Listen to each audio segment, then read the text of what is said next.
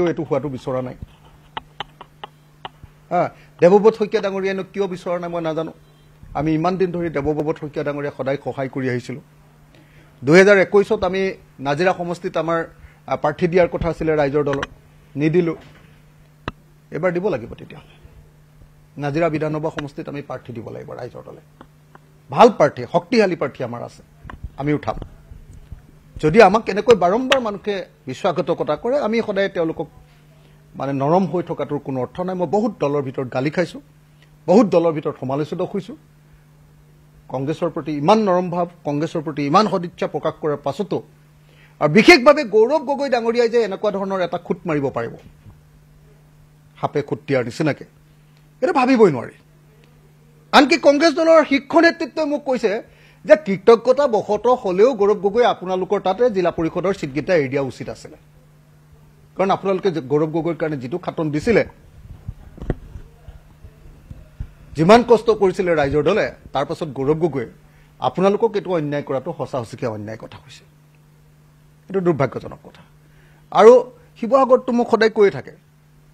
যে সুব্ৰমিত্ৰ গগৈ শিৱসাগৰত আজিও আহিছো দুজন সাংবাদিকে তো মোক কৈছে আজি কমেও 5জন 6জন মানুহে কৈছে যে সুব্ৰমিত্ৰ গগৈটো ডাইৰেক্টলি তেওঁ বিজেপিৰ লগত ৰিলেটেড তেওঁ হিমন্ত বিশ্ব শৰ্মাৰ যেটো দাদা ব্ৰিগেড সেই দাদা ব্ৰিগেডৰ সদস্য স্পষ্টকৈ কয় মানুহে মোৰ কাৰণে এটো আচৰিত কথা এটো ৰহস্যজনক কথা যে দাদা ব্ৰিগেডৰ সদস্য সুব্ৰমিত্ৰ গগৈ যেনেকৈ দাদা ব্ৰিগেডৰ প্ৰিয় একেটা সময়তে আকৌ বিজেপিৰ বিৰোধিতা কৰা বুলি কোৱা গৌৰৱ গগৈৰো আটাইতকৈ আপোন মানুহজন শিৱসাগৰত আকৌ সুব্ৰমিত্ৰ গগৈ এই ৰহস্যটো মই এতিয়ালৈকে উদ্ধাৰ কৰিব নোৱাৰিলো কেনেকৈ এটো সম্ভৱ হৈছে কেনেকৈ সম্ভৱ হৈছে যে একেজন মানুহে কেনেকৈ বিজেপিৰ বিৰোধিতা কৰা গৌৰৱ গগৈৰো বন্ধু গৌৰৱ গগৈৰো সতীৰ্থ আৰু একেটা সময়তে তেওঁলোক আকৌ হিমন্ত বিশ্ব শৰ্মা পীযুষ হাজৰিকাৰো সতীৰ্থ হ'ব পাৰিছে এটো মোৰ কাৰণে ৰহস্যজনক কথা কৰবাত তাৰমানে অখিল গগৈ খৰুৱাবৰ কাৰণে কংগ্ৰেছ আৰু বিজেপি একলগ হৈ যায় নেকি অখিল গগৈৰ বিৰোধিতা কৰিবৰ কাৰণে ৰাইজৰ দলৰ বিৰোধিতা কৰিবৰ কাৰণে কংগ্ৰেছ আৰু বিজেপি কৰবাত কোনোবা পইণ্টত একলগ হৈ যায় নেকি আজি ৰাইজৰ দলৰ বিৰুদ্ধে কংগ্ৰেছে ছখন আমাৰ গোটেই শিৱসাগৰৰ পুৰণি নতুন সব মিলাই যি ছখন আমাৰ আসন আছে গোটেই পুৰণি নতুন মিলাই দেই ছখন যি আমাৰ আপোনাৰ কি কয় জিলা পৰিষদ আছে সেই জিলা পৰিষদৰ ছখনতে কংগ্ৰেছে প্ৰাৰ্থিত্ব দিছে সকলোৱে জানে যে কংগ্ৰেছ কতো নিজিকে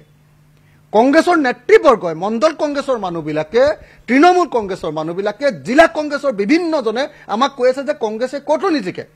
কিন্তু আপোনালোকক কৰোৱাবৰ কাৰণে দিয়া হৈছে আমি তেওঁলোকক কৈছিলো যে নহয় 4খন এখন আমাক দিয়ক আপোনালোকে দুখনত খেলক আপোনালোকো জিকিব আমিও জিকিম কিন্তু তেওঁলোকে এৰি নিদিয়ে তাৰ অৰ্থটো কি তাৰ অৰ্থটো হ'ল যে কংগ্ৰেছে যেনেকৈ 2021 চনত মুখ হৰুৱাবৰ কাৰণে কংগ্ৰেছে নিজৰ প্ৰাৰ্থী দিছিলে বিজেপিৰ লগত লগ লাগি সুব্ৰমিত্ৰ গগৈক প্ৰাৰ্থী দিছিলে এতিয়া সুব্ৰমিত্ৰ গগৈ একেজনে গৌৰৱ গগৈৰ লগত লগ লাগি এতিয়া ৰাইজৰ দলৰ বিৰুদ্ধে পঞ্চায়ত নিৰ্বাচনত জিলা পৰিষদ আৰু আঞ্চলিক পঞ্চায়তত ৰাইজৰ দলৰ বিৰুদ্ধে কংগ্ৰেছে প্ৰত্যেকটো জিলা পৰিষদ আৰু প্ৰত্যেকখন আঞ্চলিক পঞ্চায়তত তেওঁলোকে আমাৰ বিৰুদ্ধে কেণ্ডিডেট দিছে তেওঁলোকে জানে যে তেওঁলোক জিকিবৰ কাৰণে নহয় তেওঁলোকে অখিল গগৈ খৰুৱাবৰ কাৰণে ৰাইজৰ দলক খৰুৱাবৰ কাৰণে আৰু বিজেপিক সেৱা কৰিবৰ কাৰণে তেওঁলোকে এনেকৈ প্ৰাৰ্থিত্ব প্ৰদান কৰিছে এতিয়া